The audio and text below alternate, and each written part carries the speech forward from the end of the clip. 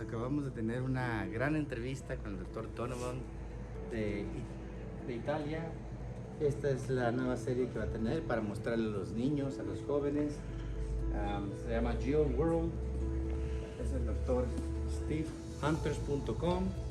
Y pues como podemos ver, el recibimiento, el calor, lo alegre que se siente el que estemos nosotros en México promoviendo este tipo de cosas, hablando con estas personas e invitándolos, dándoles nuestra amistad, brindándoles que vengan con nosotros a conocer no nomás el distrito Galeana, pero el portal turístico internacional para las Barrancas del Cobre, y enseñarles y compartir con ellos lo que tenemos que ofrecer de Chihuahua al mundo. Un abrazo con ustedes, 2022. Kapitany, Hola. es un gran conocedor de todo lo que tiene que ver con los fósiles, la paleología, y con Stefano Piccini de Italia, uno de los grandes, de los más grandes que puede haber.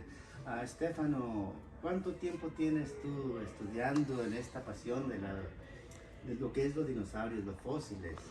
En italiano, ¿quanto tempo tieni? In italiano? Posso Sì. parlare italiano? Sì. Sì. Sono da quando avevo 5 anni, da bambino ho avuto questa passione e è rimasta con me fino ad oggi che ho quasi 60 anni. E tutto è iniziato per caso con una collezione di minerali e poi ho continuato sempre, ho sviluppato diverse aziende che si occupano appunto di fossili, minerali, eccetera. Muy bien, y en esto, desde los 5 años, Sí. chiquito, Sì. me recuerda a Yatito, un amigo que tenemos allá en Matortiz. And Matortiz is what it used to be Pearson City that I was telling you, that Pearson came and grabbed this great idea to him, that he went and cut a lot of the loggings that built Sydney, Australia. You're from Australia. Yeah, yeah. Did you ever knew about No, Fred nothing. Stark Pearson? Didn't know about it at all. So he had a big plan. It didn't happen because he died in the Lusitania, 1915. But one of the things that we're here, and we appreciate your lovely place, thank you so much for that, is because we think it's important to teach the local people, to promote education, economic development, and tourism, and maybe give a hint to the politicians that there's very important things underneath our feet. And if we don't take experts and professionals and help, the National Institute of Anthropology and History, it's one of the largest institutes and the only one in Mexico. Now, in the past, they changed things from the past. Now, they want to promote anything that brings tourism. Talking to Mr. Larson, a lot of the things like an Albertosaurus wouldn't be found in Chihuahua. So now there's evidence, and we don't have funding to do that. So we're talking to the delegates and the directors of the National Institute. Maybe you guys can have the funding, and we can do the documentary, we can learn from it, and we can have an agreement, a win-win situation. That's kind of what we're doing here. So Mr. Tom, tell us a little bit about your background, your experience in paleontology. Not just that, I'm sure you know about archaeology and well, other type of ology. I tend to travel around the world 8 to 10 months a year, and I work with governments, museums, private collectors on geosciences, natural history, paleontology, geology. So I help them, even the Fossil Protection Committee of China, I'm the only Western consultant for them. So, and I do all this voluntarily. I just love geology and love traveling the world, and I go to the most remote corners of the world looking for wonderful geology, just like Stefano does. Much the same. So Stefano, I was telling you earlier that 6 hours away from here, 350 plus miles, we have one of the most important archaeological sites in all northern Mexico, and also in southern the U.S. This Tucson is a huge gems, minerals, and fossil fair. One of the largest ones in the world, if I'm correct, right? It's one of the largest ones in the world. People come from Australia, from China, from Europe, Brazil, everywhere to here.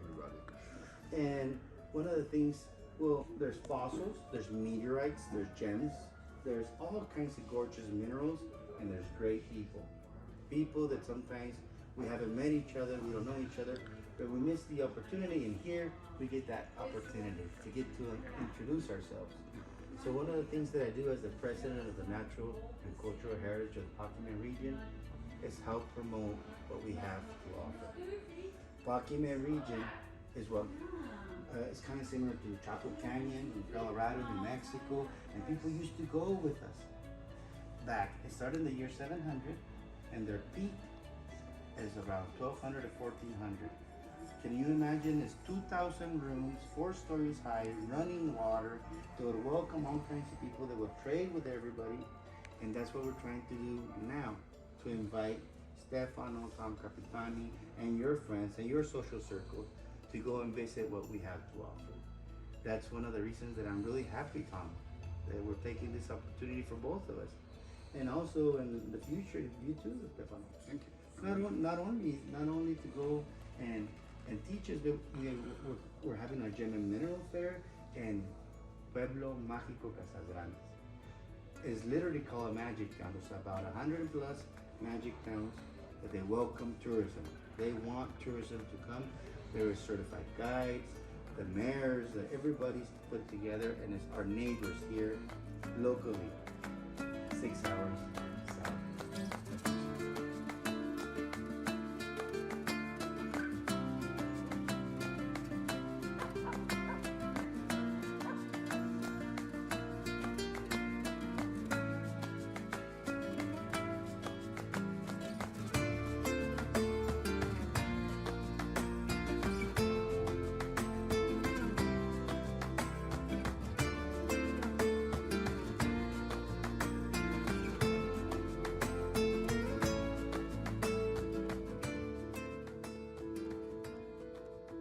Other things, I have a few questions for you, Stefano. Stefano empezó desde niño, desde los 5 años, con los fósiles, con la pasión. The question is, Stefano, where has this passion at this time has taken you? The people that you've met, the collectors, the people that share the same enthusiasm, so we can have our younger generations want to learn, get involved, not only in geology, archaeology, anthropology, paleontology, other things.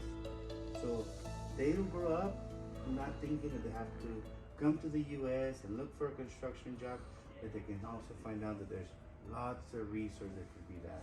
Absolutely. And my experience, as I said, started when I was 5 years old as a kid, big passion, and I never stopped having this passion.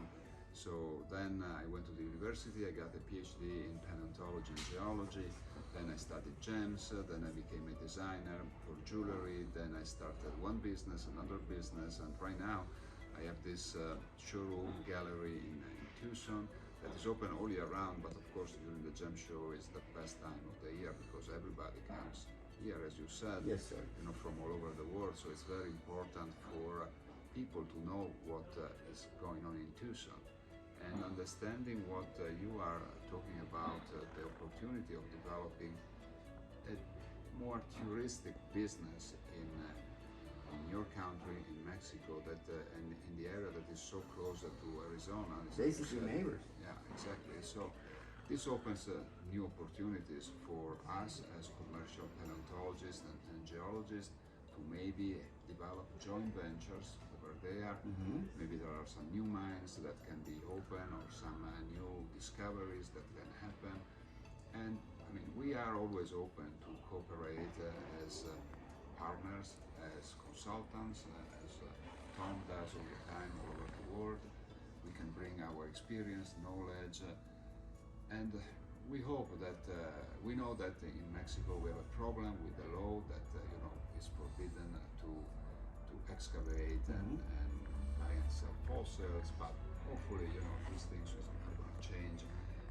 The politician will understand that there is a great opportunity for young people, especially for the young people, to have a different job and to develop another culture, to be educated through us that come from other countries where we have different situations, and bring this experience in Mexico, and hopefully then start to develop business together and opportunities. That would be a dream come true.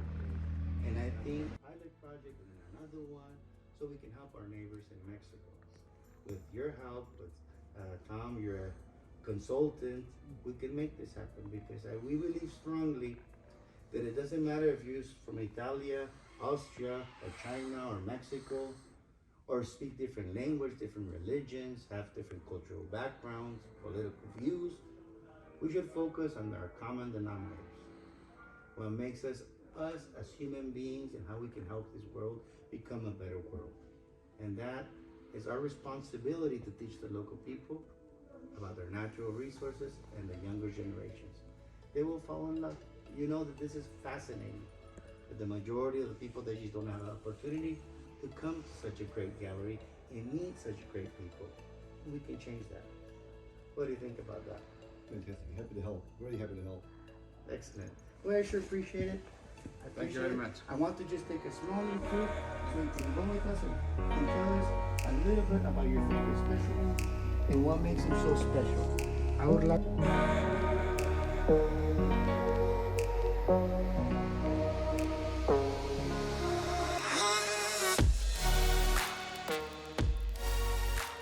Exceptional specimen. It's a Jurassic crocodile, about 180 million years old, that was found in southern Germany near Stuttgart in a small town called Holzmaden. So why it's so special? Because crocodiles, first of all, are rare everywhere in the world, so crocodiles from Jurassic are even more rare. And this specimen is completely authentic. It's 100% authentic with no restoration at all. It was found in this position, was not replaced, there was not Just inlaid in astounding. Just found and. Yes. Another reason why it's so special is because all the skin has been preserved. You can see there is skin until the end of the tail. So this is probably the only specimen that is so complete in the world. And all the organs are there, even the ring, the throat rings are there. So it's I've really never even seen something. No.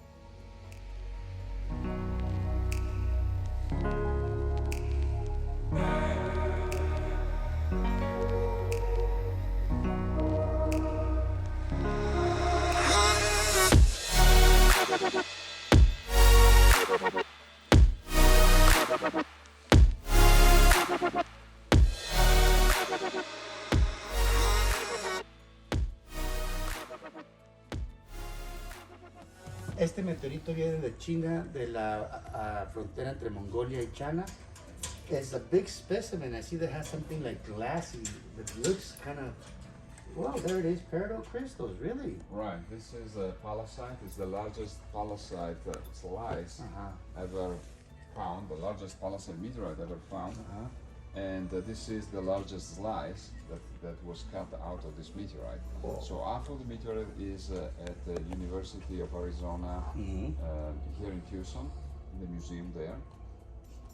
And what is extraordinary about this piece is that the quality of the peridot, first of all the size of the peridot, but also the quality of the peridot is gem.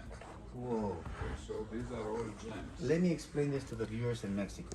Lo que hace esto es el más grande, lo más grande, es uno de los pedazos más grandes de este meteorito que tiene peridote, pero la calidad de la gema del peridote es algo impresionante. Coming from where? Where is this? Do we know where it came from? It came from China, the border between Mongolia and China, Yes. the Gobi Desert. I understand that, but where? From the sky? Oh yeah, absolutely. This is a 4.5 billion years old. Tiene meteorite. 4.5 billones de años desde que vino y se impactó. Do we have a... Not exact impacto, not it was formed 4.5 billion years ago. Cuando se informó. And when the solar system formed at the same time. So this is old as our solar system. Este tiene la misma, desde hace 4.5 billones que se formó nuestro sistema solar, se empezó a formar este pedazo de meteorito. And when did it impact? When did it was discovered? It was discovered in 2000, and then so about 20 years ago, and then it was purchased by different dealers, and in 2005. So yeah, it's really, this is the best specimen. Talking about meteorites, Yeah. I've met in Paktika, Miss Anne, and she told me before I would look at a meteorite, and I have colorful agates, and I wouldn't really like them so much. I didn't understand them. Now I feel fascinated. And she told me this wonderful story about some of the most famous meteorite ever. Uno de los meteoritos más importantes y más famosos en Mexico. What part of Mexico? I'm talking about the Allende. Oh, the Allende, sure. The Allende meteorite. It's, el meteorito de Allende se encuentra en el estado de Chihuahua. Es uno de los más importantes, más caros. It's also one of the most expensive. And it's right there in our state. So people would go just to stand right there on the museum if they feel safe, welcome, and have somebody they can trust. Mineral specimen into an object. An object that you can use every day in your house. Piece of art. Yeah, it's really a piece of art because every piece is unique. I design the base, I transform a mineral specimen into a coffee table. So this is very special because this is stainless steel that has been hand polished to create the mirror effect. And it's gorgeous. Thank you. And this glass is a crystal that has been made in Venice. It's extra clear and extra white. So what I want to tell you is that you have incredible specimens in Mexico, but you need to get to the next level when you present. Add value. Exactly. Add You value. have to add value. You have to add value through designers, through using the best materials to make them more valuable. So just so I can share with some of the people that follow us, so they can see that it's not just a crazy idea, but it's a source for creating jobs, it's economic development.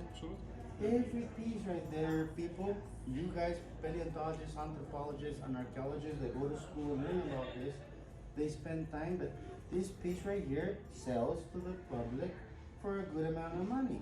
So what I'm saying there, Donovan, is to the public is we have natural resource. We grab the rough, normally we send it to China, India, Brazil, like we talked about it before. Yeah. But the idea is to promote and bring the tools, get the experts, and learn. Absolutely. Garfish, but is a very special garfish, not only for the size and for the beauty, but because they have found only seven specimens of this species. This is called the short-nosed garfish. And it comes from Wyoming. It's about 50 million years old. Okay, so just to finish, Mr. Tom, I want to involve here. So the idea of having our own gem and mineral show right here at 6 hours, promoting lapidary arts, having our lapidary clubs so people can go and learn how to cut, how to facet, how to do silversmith, how to work fossils, for educational purpose. I'm sure that we can have the people in charge to let us and teach the local people about fossils and how we can help these sites not only development and incursion and promote them, but invite people from all over the world that can see something that they never thought was there as scientists too. So Tom, what do you think about this idea? I think it's fantastic having a show, well and truly. Have it before Tucson, 1 or 2 weeks before Yeah, Tucson. before Tucson. No problem, we'll get people to come. Well, Will you come? Yeah, absolutely. pues, con ustedes estamos aquí, tenemos a otro invitado, señor. Le agradecemos su tiempo. Muchas gracias. Es para nosotros un honor estar aquí. Gracias a Kapitany, sus contactos, su influencia. Y pues él está abierto a apoyar nuestros proyectos. Y queremos hablarles antes de cerrar de todos somos Piccini. We are all Piccini. The people of Piccini, they encourage unity. Leave differences aside and let's get together as human beings. Right now we're working on our museum that it was founded 25 years ago. We are helping fix whatever problems they have so we can promote more of this tourism, and that's, my friend, is going to be on Kapitany, so you can look at it and say, you know what, this is a great place, this is not a great place. I like it, I don't like it. And if you don't like it, you're going to tell us, so we can say, you know what, we don't have nothing. But if you do, we're going to welcome Donovan, Larson, and the rest of the community. How about that? Perfect. Un saludo para todos, soy Alberto Ray, Tucson 2022. Señor, por favor, su nombre completo. Stefano Piccini. De Italia, Kapitany, Australia. de Australia. Gracias. Italiano.